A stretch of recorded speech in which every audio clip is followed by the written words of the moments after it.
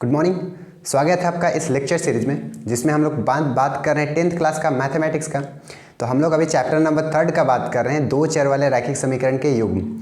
तो इसमें last lecture में हमने देखा था कि कोई भी दो चर वाले रैखिक समीकरण है उसका हम लोग comparison method a/a1 b1/b2 and c1/c2 का कंपेरिजन करके कैसे हम लोग बता सकते हैं कि कोई भी दो चर वाले रैखिक समीकरण का कितना हल है या फिर उसका ग्राफ कैसे बनता है, ये हमने क्या किया था, डिस्कस कर चुका था। तो इसको आज हम लोग क्विक थोड़ा सा रिविजन्स करते हैं और थोड़ा सा इसमें देखते हैं कुछ। तो हमने देखो कल क्या बताया था कि कोई भी दो चर वाले रैखिक समीकरण का दो समीकरण दिया हुआ है, उसका हम a1/a2 और b1/b2 का कंपेरिजन करते हैं। यदि वो पहले में ही a1/a2 इस बराबर नहीं होता है b1/b2 का, तो हम लोग जानते थे उसका ग्राफ कैसे बनता था। वो प्रतिच्छेद करता था कहाँ पे, तो एक पॉइंट पे प्रतिच्छेद करता था। तो एक पॉइंट पे प्रतिच्छेद करता था, ठीक है। तो हम लोग एक पॉइंट पे प्रतिच्छेद करता है, मतलब जहाँ पे प्रतिच्छेद करता है तो वहाँ पे हम लोग का हल मिलता था बोले थे। तो उसका हल कितना हो जाएगा, तो केवल और केवल कितना हल होगा, तो एक ही हल आपको मिलेगा, केवल और केवल एक ही हल मिलेगा, ठीक है। और एक चीज़ ध्यान रखने वाला बात है, आप लोग का बुक में है कि यदि उसका हल है या तो एक हल है या फिर अपरिमित रूप से अनेक हल है, तो उसको हम लोग बोलते हैं, वो समीकरण को बोलते हैं संगत है। संगत मतलब क्या होता है, कंसिस्टेंट है, इंग्लिश में क्या करते हैं, बोलते हैं। यदि उसका हल है या तो एक हल है या फिर एक से ज़्यादा है, तो उसको हम लोग बोलते हैं संगत है, ठीक है। वो द्विघात मतलब दो चर वाले रैखिक समीकरण क्या है, संगत है वो दोनों, ठीक है। तो यहाँ पे और हमने देखा था सेकंड में कि a1/a2 बराबर है b1/b2 के और बराबर है c1/c2 के। इसका मतलब तीनों का अनुपात निकालो, तीनों का अनुपात यदि बराबर है तो उसका ग्राफ कैसे बनता है हम लोग का, तो संपाती बनता है, कोलिनियर बनता है, मतलब एक ही लाइन में एक दूसरे के ऊपर ही क्या होगा, बनेगा, ठीक है। तो उसको हम लोग संपाती बोलते हैं। तो जब भी संपाती होता है तो ये तो हर एक पॉइंट पे काट रहा है ना, हर एक पॉइंट पे दूसरे से मिल रहा है। इसका मतलब इसका हल कितना हो जाएगा, तो अपरिमित रूप से अनेक हल हो जाएंगे उनको, और ये भी संगत होगा, क्यों, क्योंकि इसका भी हल है, ठीक है। तो ये भी आपका क्या हो जाएंगे, संगत हो जाएंगे। और थर्ड क्या था, तो थर्ड में देखो, थर्ड में क्या था कि a1/a2 की है, ये बराबर होगा b1/b2 का, लेकिन c1/c2 के बराबर नहीं है, मतलब यहाँ पे इक्वालिटी नहीं है, बराबर नहीं है।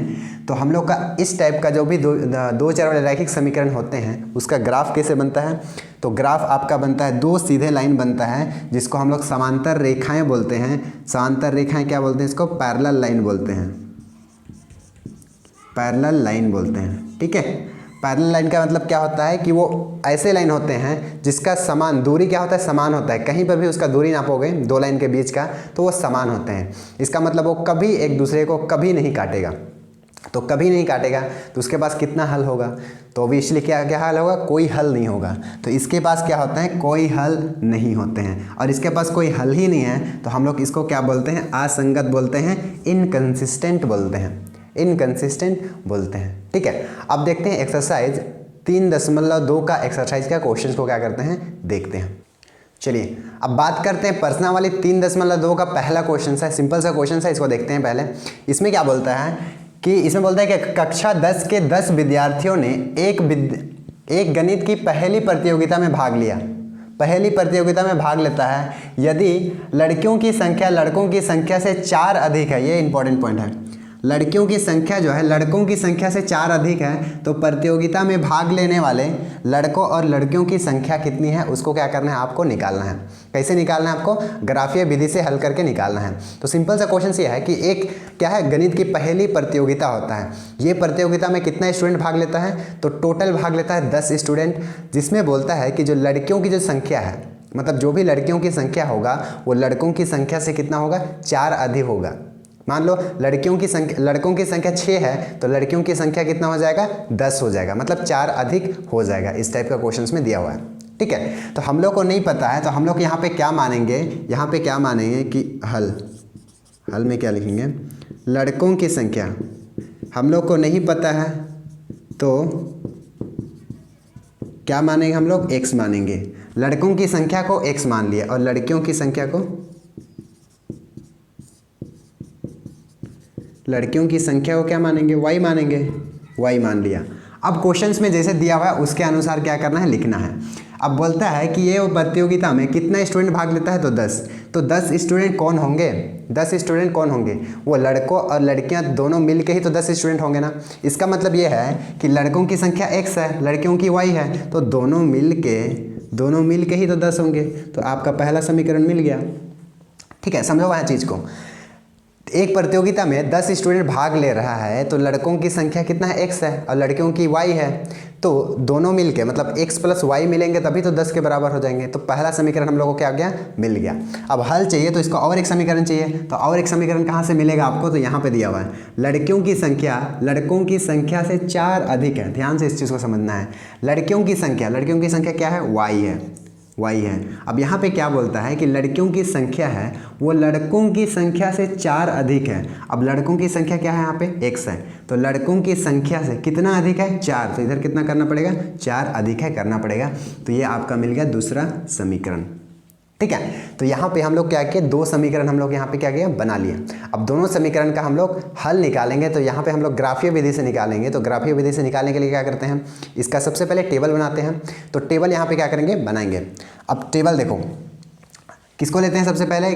चलो सबसे पहले समीकरण 1 को लेते हैं। तो यहाँ पे समीकरण 1 से, है ना, समीकरण 1 से। तो समीकरण 1 x क्या है आपका? x प्लस वाई बराबर आपका 10 है। तो मैंने बताया था कि जब भी हम लोग टेबल बनाते हैं तो टेबल बनाने के लिए हम लोग क्या करते हैं? y के बराबर निकालते हैं। मैं यहाँ पे लिखता हूँ, अच्छा हो जाएगा।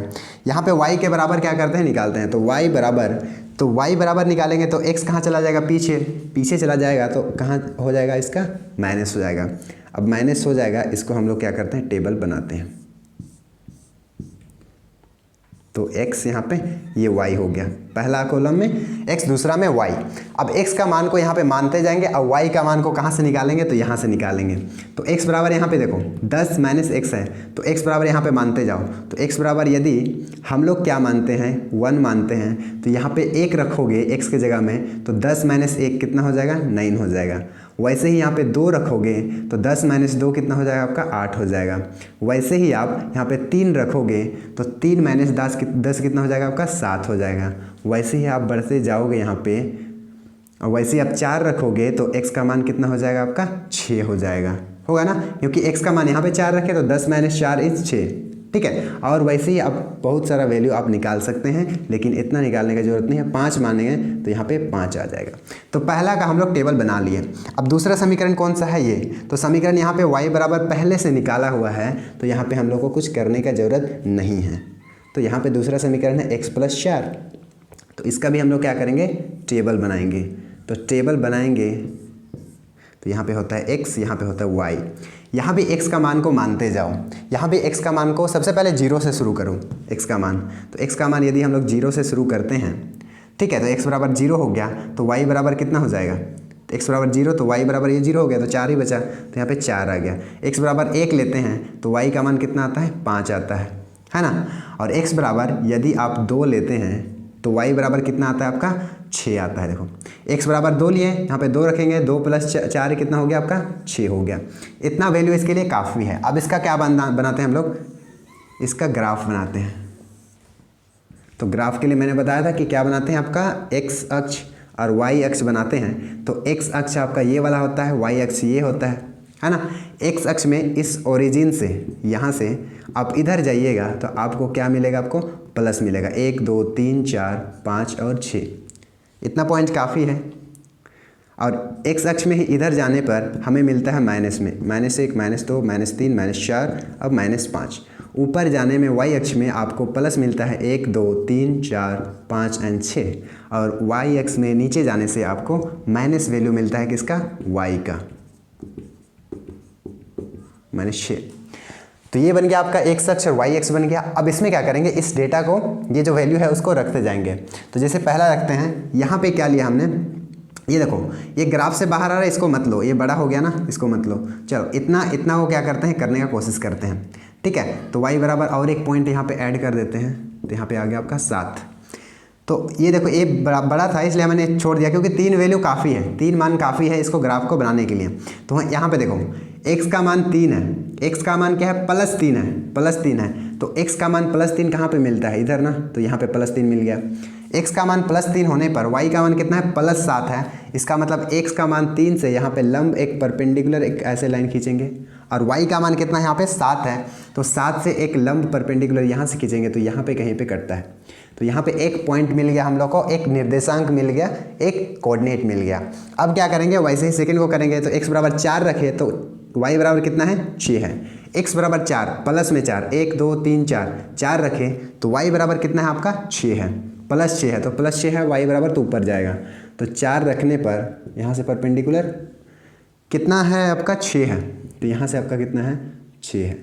तो यहाँ पे आपका दूसरा पॉइंट मिल गया। अब तीसरा क्या है, x बराबर 5 रखने पर y बराबर भी 5 है, x बराबर +5 1 2 3 4 5 रखने पर y बराबर भी 5 है, y बराबर भी 5 है। दोनों को लंब करेंगे तो आपको यहाँ पे पॉइंट मिलेगा। ठीक है, अब इसको ध्यान से देख सकते हैं, ये पॉइंट ये पॉइंट ये पॉइंट, तीनों पॉइंट को मिलाने पर हम लोग को एक सीधी रेखा मिलेगा। ये क्या होता है, सीधा रेखा मिल गया। ठीक है, अब पहला जो समीकरण है उसका हमने क्या बना दिया, ग्राफ बना लिया है। अब सेकंड का देखते हैं। देखो इसमें क्या है, x बराबर 0 रखने पर y बराबर कितना है आपका 4 है। x बराबर 0 कहाँ पे होता है, तो पूरे x अक्ष में, पूरे y अक्ष में सॉरी, x का मान कहाँ पे 0 होता है, तो पूरे y अक्ष में x का मान 0 होता है। तो y का मान कितना है यहाँ पे 4 है, तो +4 है, तो +4 यहाँ पे आ गया। ठीक है, तो एक पॉइंट हम लोग को यहाँ पे मिल गया। ये क्या है, x का मान 0 और ये 4 है, ऐसे करके। ठीक है, आप इसको निर्देशांक से दिखा सकते हैं। जैसे ये पॉइंट कितना था 3 लिए तो y का मान 7 था, इसको ऐसे करके दिखाते हैं हम लोग। ठीक है, अब देखिए यहाँ पे x बराबर कितना है आपका 1 लिए हैं, तो y बराबर कितना है 5 है। x बराबर 1 + 1 यहाँ पे, तो y बराबर आपका 5 है। तो x बराबर 1 से आप ऐसे खींचोगे तो y बराबर 5 देखो यहीं पे मिल रहा है। तो ये एक पॉइंट मिल गया आपका, है ना, ये पॉइंट मिल गया। और तीसरा कौन सा है, x बराबर 2 लेने पर y बराबर कितना आया 6 आया है। x बराबर 2 लेने पर y बराबर कितना है 6 आया है आपका, मतलब यहाँ से जाएगा यहाँ पे कहीं, है ना, यहाँ पे कहीं जाएगा।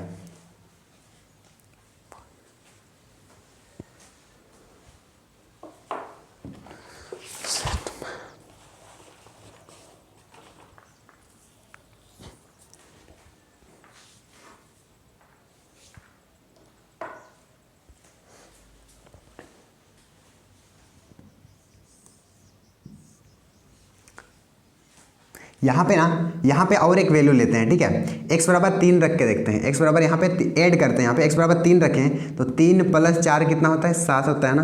तो यहाँ पे इसको भी क्या करते हैं, लेते हैं। तो x बराबर 3 लेने पर 3 से यहाँ आ गया, तो y बराबर कितना है 7 है। तो y बराबर 7 कितना है, ये है, मतलब सेम पॉइंट यहाँ पे क्या हो रहा है आपका मिल रहा है। ठीक है, तो अब इसको यदि ऐसे ग्राफ बनाओगे तो लीनियर ग्राफ आपका कौन सा बन जाएगा, ये एक सीधी रेखा ये सब बन जाएगा। ठीक है, इसका मतलब ये ग्राफ को ध्यान से देख सकते हो आप, ये ग्राफ को ध्यान से देख सकते हो कैसे बन रहा है। तो एक पॉइंट पे ये दोनों एक दूसरे को क्या कर रहे हैं, प्रतिच्छेद कर रहा है। इसका मतलब ये है कि इसका केवल और केवल कितना हल है, तो एक ही हल है इसका। ठीक है, केवल और केवल एक ही हल है, क्योंकि एक ही पॉइंट पे क्या कर रहा है, प्रतिच्छेद कर रहा है। इसको आप ऐसे भी कंपेयर कर सकते हो, तो ये a1 बराबर a2 बराबर नहीं होगा किसके, b1 बराबर b2 के। तो इसका ग्राफ कैसे बनता है ये। अब इसका हल कहाँ पे होता है, तो हल जहाँ पे होता है जहाँ पे एक दूसरे को प्रतिच्छेद करते हैं। अब यहाँ टेबल से भी देख सकते हो, एक ऐसे वैल्यू है टेबल में 3/7, मतलब x बराबर 3 लिए तो y बराबर 7, दोनों में मैच कर रहा है, इसका मतलब हल कहाँ पे है, हल इस पॉइंट पे है जहाँ पे प्रतिच्छेद कर रहा है।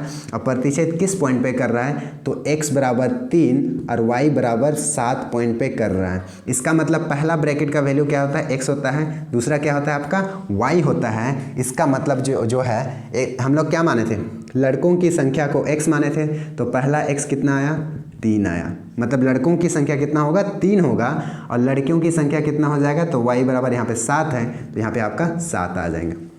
अब यहाँ पे भी देख सकते हो, यहाँ पे क्या बोला था कि प्रतियोगिता में 10 लड़के भाग रहे थे, तो 3 और 7 को जोड़ेंगे तो 10 के बराबर होता है, करेक्ट हो गया। और यहाँ पे और एक बात बोला गया था कि लड़कियों की जो संख्या होगा वो लड़कों की संख्या से 4 अधिक होगा। अब यहाँ से भी देख सकते हो, लड़कों की संख्या 3 है, 3 में 4 जोड़ेंगे, 4 अधिक तो कितना हो जाता है 7, और यहाँ पे लड़कियों की संख्या कितना है 7 आया।